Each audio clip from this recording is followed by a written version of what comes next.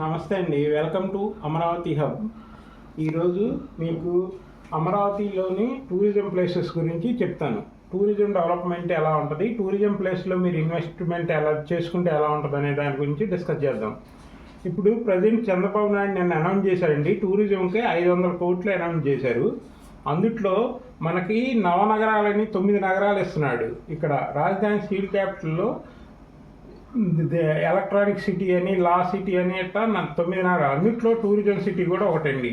ఈ tourism city మొత్తం ఈ కృష్ణానదికి యువతల ఒడ్డు అవతల ఒడ్డు రెండు వైపులా ఉంటుందండి. ఇదంతా కృష్ణానదిది. ఈ కృష్ణానది ఒడ్డు అంతా టూరిజం సిటీ.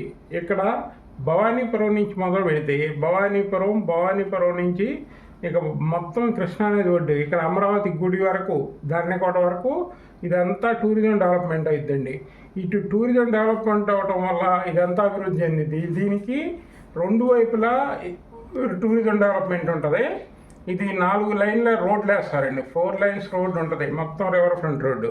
దీంతోపాటు టూరిజం పార్కులు, amusement parks, plus private star hotels, చాలా చాలా పెద్ద పెద్ద ఇవి వస్తున్నాయండి. టూరిజం డెవలప్మెంట్ వల్ల ఇదంతా డెవలప్ అవుతుందండి.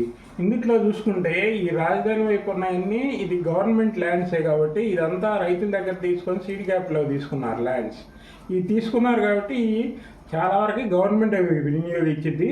అంతేకాకుండా ఎవరైనా ప్రైవేట్ ఏజెన్సీలకి ఇచ్చినా కానీ పెద్ద పెద్ద స్టార్ హోటల్స్ అవన్నీ వస్తాయి.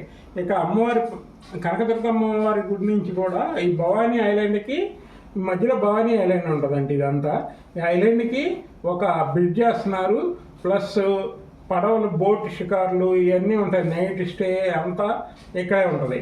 డెవలప్ వైపు యువతల ఇది నార్త్ వైపు కూడా కృష్ణానదికి నార్త్ ఈ ఒడ్డున కూడా టూరిజం డెవలప్మెంట్ బాగా డెవలప్ అయింది.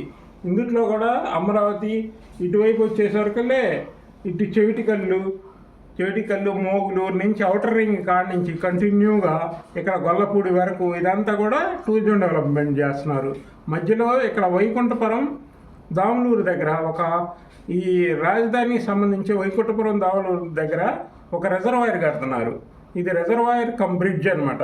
ఈ రిజర్వాయర్లో ఈ రాజధానికి కావాల్సిన వాటర్ అంతా ఇక్కడ స్టోరేజ్ చేస్తారు. ఇక్కడి నుంచే వాటర్ రాజధానికి మొత్తానికి సప్లై అవుతుంది. అందువల్ల మీరు ఈ ఏరియాలో మీరు చిన్న చిన్న ఇన్వెస్ట్మెంట్స్ చేయలేరు.